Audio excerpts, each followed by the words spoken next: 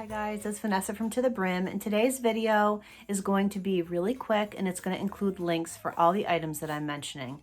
I'm going to share with you all of the things that I use to make my handmade candles in case you're interested in making some for an upcoming craft fair or if you'd like to give some handmade candles as gifts this year for Christmas.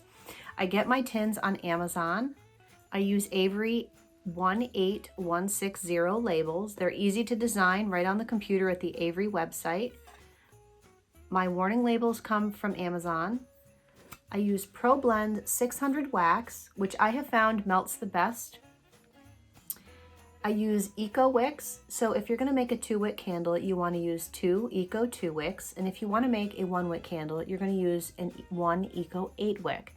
So the reason that you want to do this is it's all about the intensity of which the wicks burn, and if you're going to use 2 wicks, independently, they don't need to burn as hot because they're going to work together as a team. Those are the sizes of wicks that I have found work, whether you're going to make a 1-wick or a 2-wick. There are also wood wicks that you can get on Amazon. I have tried those.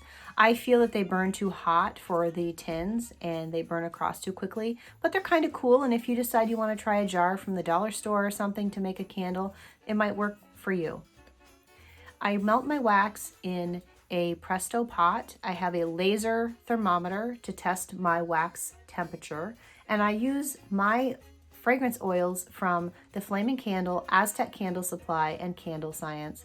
I'm going to link all of this down below so that it's super easy for you to access any of it. If you're interested in just starting a new hobby, making a couple bucks, or making some handmade candles this holiday season, I hope this helps you out. If you like this video, give it a thumbs up.